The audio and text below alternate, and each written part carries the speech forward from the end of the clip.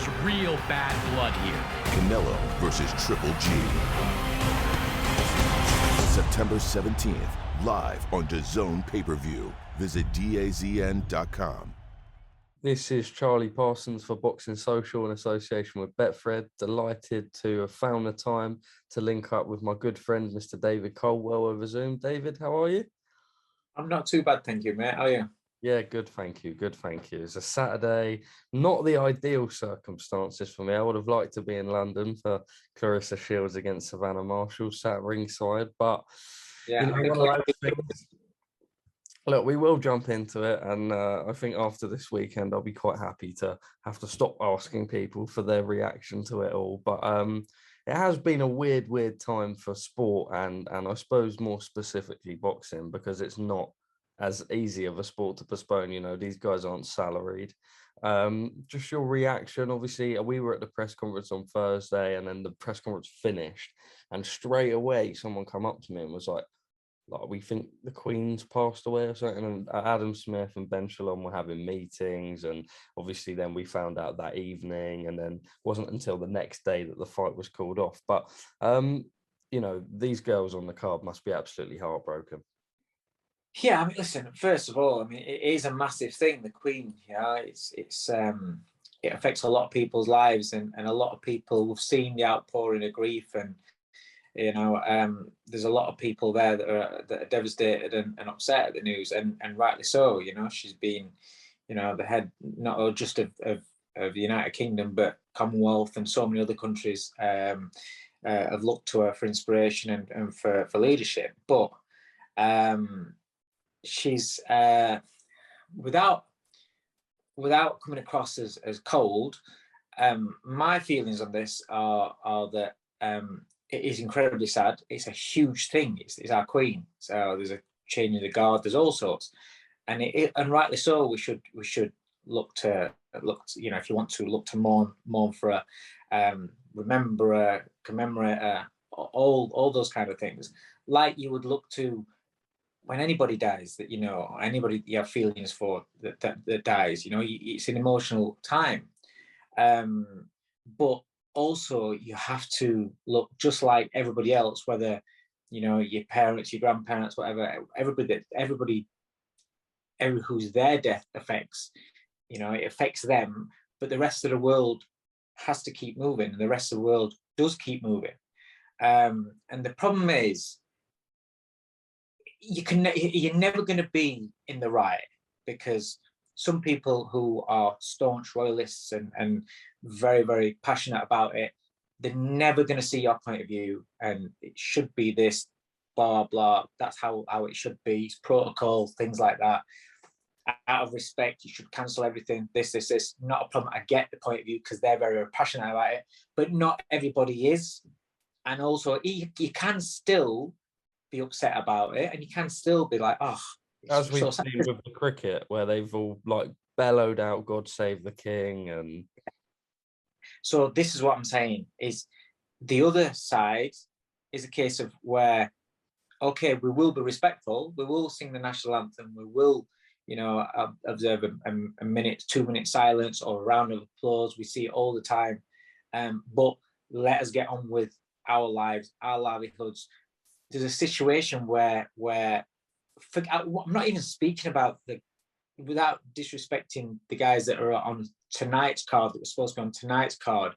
You know, those fighters are in a privileged position where kind of like at the top of the, you know, the main events, they're at the top of the scale where they're earning a lot of money. So it's not so much a financial state of affairs for them, but I'll come on to that, what it affects with them. But down at the bottom of the card, and the guys that were boxing, I think Steve Goodwin, I might be wrong, but Steve Goodwin or somebody had a show on Friday.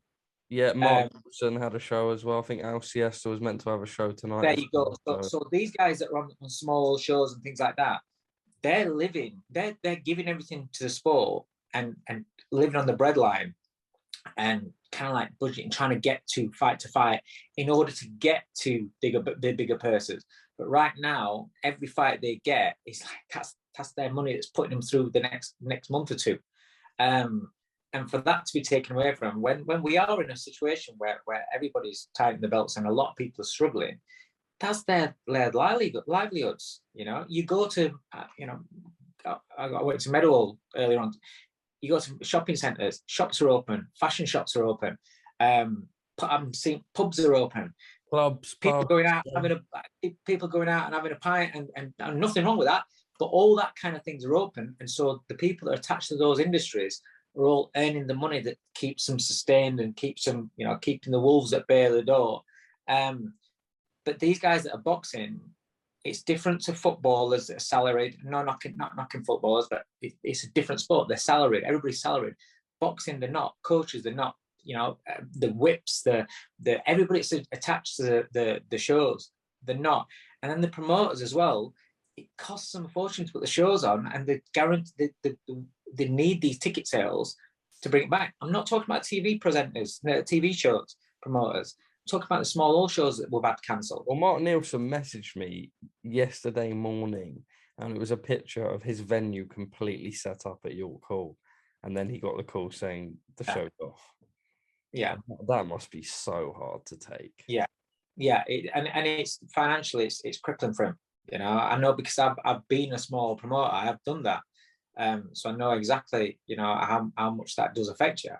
Now, obviously, there's the Queen has died, and you have to be respectful, because I don't know the Queen. I've never met the Queen, and I find it's sad. Obviously, I was driving the car, was on the way to football training with my son, and it came on the news, and everything changed. Yeah, and it was like, wow, and it's sad.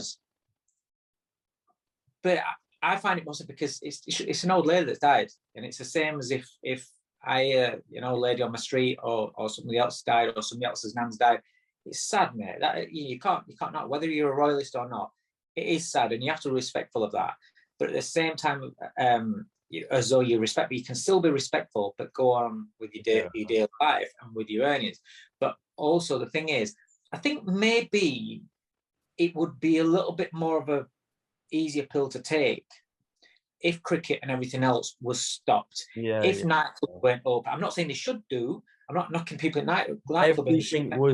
Everybody else, if everything got shut down, like they said, all right, okay, this weekend, out of respect to the Queen, everything's getting shut down. So you shut everything down, then you turn around and say, well, listen, this is what we're doing. That's how we're treating it. Fair enough.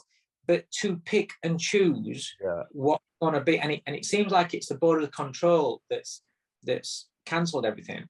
Now, no disrespect to the Board of Control, they're doing a great job, but sometimes they make decisions that they kind of make things difficult for the fighters who are trying to earn a living out of this sport, that aren't on salaries. They're in such a difficult job, because people are always going to criticize it. Always. It's like my opinion on this, people are going to criticize, or I get that. It's one of those subjects where there's no wrong or right answer as such. It depends, how does that affect you? This Saturday, this Friday, doesn't affect me one bit. I haven't got any fighters on any shows this weekend. Doesn't affect me one bit. I'm just giving my opinion because I've been in that situation where I've had fighters that are they're counting down the days to when they get paid, and also the sponsorships. And so sponsors turn around and say, well, listen, I'm paying this money and you're not fighting. Them kind of things dry up, and you got to have a good sponsor where they're very understanding. And a lot of these fighters, without especially with the cost of living crisis that we're going through now as well. Yeah, it's getting difficult. And ultimately the Queen's died, and it's a really sad event. But not everybody, and this is the thing. People mourn in different ways. Even listen, I've seen some people that have lost close relatives, and they don't, it's how they are. They just stiff up a lip, if you want to call it, get on with the shit. Don't really mourn about it. Then there's other people that go to pieces, and they need that. And everybody's right in what they want to do. But if people didn't want to go to the show, get a refund of the tickets. Yeah. If people didn't want to watch the show on TV, trains. Yeah, and if people don't want to watch the show, don't watch the show. But these fighters, it's their livelihood. That's what pays their bills. And then when you go to Saturday night show and you go to the main events, and any other championship fighters like, mate, they're training hard to make this weight, and you don't understand. It's not like when people I've seen people saying, "Oh, it's only a month. They're only waiting a month." That's such a big thing. Everything's been done in training for the last 8-10 weeks for tonight's day. Well, I wanted to go into that with you more specifically with Michaela Mayer, because a lot of people all week were speaking about how she was so big for the weight, and Alicia Baumgartner, obviously they've got their beef, but like everyone was saying that Michaela looked dried up on Friday for the weigh-in and the fight never happened. Obviously now we've got the rescheduled date of 5 weeks, whether she'll stay in England or go back to America. But even having to go back to America, you know, her body clock's going to be scrambled for a week, then coming back over maybe two. So if she does go back, she'll be there for 2-3 weeks, if that. If you're a coach in that position, how do you, and a fighter, not that she is definitely struggling to make weight, but it won't be a walk in a park, and you've only got 5 weeks, what do you do in that? Everything has to be restructured. Everything has to be restructured. I mean, I'm lucky that I when it comes to you know, the diet and the weight making, I work with the elite in boxing, and so they understand and they know that, you know, we've got scientists behind us, and with the S&C coaching and everything with boxing science, everything's in order, and then they would put in a new plan. But I mean, I was talking to Danny Wilson yesterday as part of the S&C side of things, and he was like, people don't understand how much that changes things. You know, you've got, because they've come down to the weight, the body's depleted, they've been depleting as been coming along, tapering down the week of training. Now they've got to rest a little bit and then go again, and then in order to come back down again. End up with like 13-week camps. Yeah, and it's the mental side of things as well.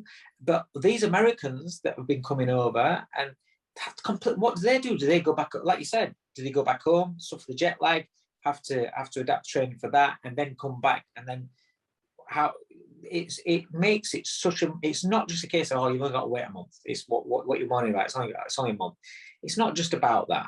But the same as the mentality side of things for the homegrown fighters, they might not have to suffer the jet lag side of things. But you know, look at the size of Savannah. She's big for the weight. So you're not telling me that that's easy for her to make the weight. Massive. You know? And now she's got to change, and people sort that out. And it just and mentally as well, you're that geared up towards fight night. The mental side of this sport is massive, and you're that geared up towards fight night. And then to have that emotional drainage and letdown that it's not happened, it's almost like you see a deflation in people and fighters, and then they've got to then pick themselves up, go again, and you've got to do it just right. I mean, you need to let your body refuel and recharge a little bit, and psychologically recharge a little bit, and then go again. But you can't let yourself go too much, because you know you've got to make the weight again, and there's a lot to it. But obviously, listen, somebody's died, and it is very, very sad. But you have to, and it's not, again, I'm not being rude and I'm not being disrespectful to the Queen, but these fighters are selfish. Fighters have to be selfish. Yeah. That's they're selfish with their own families. You know, your missus, whatever it is, you know, they want to go out. They want to go out for a meal. Kids need to go out here, there, and everywhere. The fighter can't go because they're focusing on the fight, and they're coming up to a fight week, 2 weeks beforehand. They're locking all the families off for 8 weeks. You know, they're going through all that. So they have to be selfish. So if they're selfish with their own family, do you think they're not going to be selfish because some you know, a head of state, a royal family, a queen, whoever it might be, to them, it's not their family. So they are going to be pissed off about it, no matter what they say. And obviously, you know, they're being respectful about it, but it's going to upset them, you know. And it's only natural. It's only natural. Like I said, I've got no involvement in the shows whatsoever, but I understand what this does, and it makes it harder that you turn your telly on and there's cricket on, there's, you know, and these other sports are going ahead. There's, like I said, night people tonight, Saturday night, they're all going to be out getting pissed, you know, and that's why is it just sportsmen and women have to show the respect for the Queen and not Every people that are on the because if you follow the same rules, then everything would be shut. Shops, But- clubs, pubs. Yeah. Yeah. Just But I'm not saying following that that's the right way either. I'm not saying No, that. no, What I'm no, saying no, definitely. But it makes it worse for the fighters because, like I said, inconsistent, they're innit? not, There's not yeah, there's not a consistent. yeah, and the fact that they're not salaried, this is their livelihood. That's it.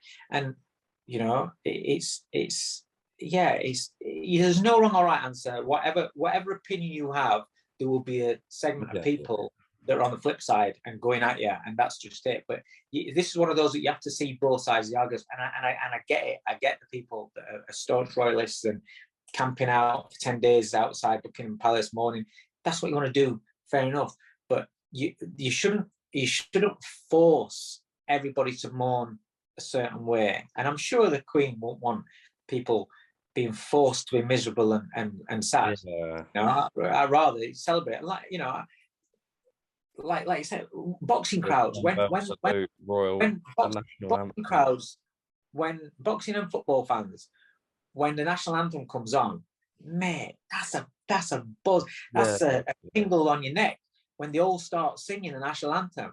Can you imagine that? That is what is paying respects to the Queen. Do you know what I mean? That would be. It is my opinion, and I'm probably going to get absolutely, hammered for it. But I don't think you will. I don't think you will. Just finally on that, because I do want to move on to your stable in the world of boxing as a whole. But obviously with the weigh-in, so I was sort of on call just from home doing little bits. I got a text saying, okay, weigh-in's going ahead at 1. 10 minutes later, no, the weigh-in's being pushed back to 3. All right. Then we put out on our social media that it was at 3. Then we got a text saying, oh, it's back to 1 again. And then at 12:45, they pushed it back to 3. And then at 1:30 or 2, they cancelled the fight. Is that fair on the fighters?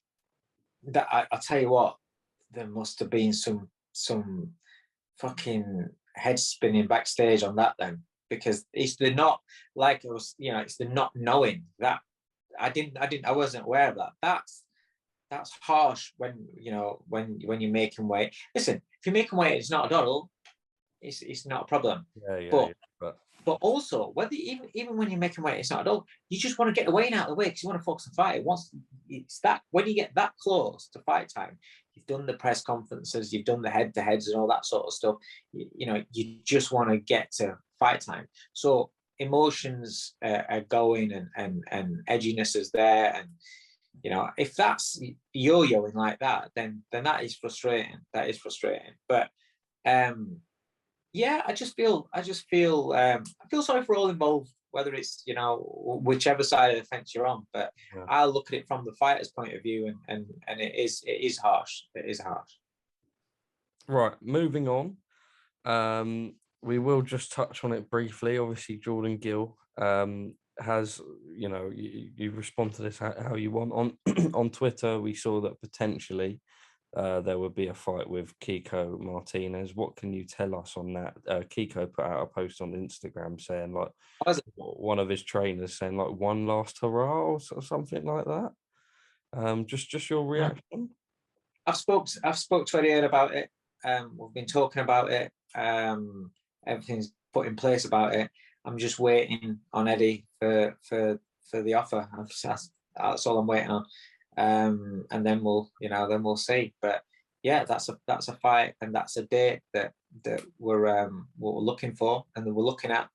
And if it happens, great. It's been cleared by the EBU. There's a couple of other things that just need to be sorted out, and then they'll announce it if it gets completed. But right now, there's not a lot to say about it because it's one of those where the EBU put that out because it was basically a case of, if we can make this fight, can we do it as a defense? Yeah. Right. Okay. They've said okay, fair enough. I think Kiko's 3-time or something like that. European, might even more. So they've said, yep, no problem. So they've cleared it, so it can be a defense. Now let's see if we can make the fight. So Eddie's got to sort it out now and let us know. Perfect. And then obviously the rest of your stable, Larone Richards was obviously offered a fight for next weekend on the Canelo Golovkin card. I believe against Akhmedov. He beat what's his name? Gongora, who beat Akhmedov. Yeah. So what is going on with Larone Richards? I read something somewhere saying he's a free agent now. So just to rewind to that, he got offered that fight, but he got offered that fight, I think it might have been April. It might have been back in April, maybe May. A long time ago, he got offered that fight to wait until September to take that fight. And Larone was like, well, I want to fight before then. You know what? Because he's not fought since December. Like, he wanted to fight before then. Obviously, and it's like Akhmedov. Where's the value in that? Because it's beating Gongora, who beat Akhmedov. So you go over onto their show, and you beat him, and then people just turn around and say, "Well, and what?" Because you already beat Gongora, who beat him. It's like, what, you know? Ryder's been sat there doing nothing. Larone's been sat there doing nothing. We was happy to fight Ryder. We was happy to fight. You know, it's been happy to fight Munguia. It's whatever. But it didn't see the upside in waiting from December until September just to fight Akhmedov. So he wanted to fight beforehand. Couldn't, they weren't interested in that. Or it couldn't be happened. I think got offered a date where they knew that I weren't around, because I'd already told them that that Hope he couldn't box on that bill, that I wasn't in the country, and then there was talk about a potential, perhaps on that day. I was like, well, I'm not here. So there wasn't another date forthcoming to him, and it just didn't work out. It's one of those things where Matchroom weren't in a position, or didn't want to do what was needed for Larone, and Larone wasn't happy with that, so they split. I'm just waiting for his management to sort out what's happening next. It's frustrating because Larone's literally had 2 weeks out of the gym since his fight. Obviously we're not going out for leather, because we're just ticking over and just training, because he's moved up here, he lives up here, so he's ticking over and training. But we've just been waiting and waiting and waiting.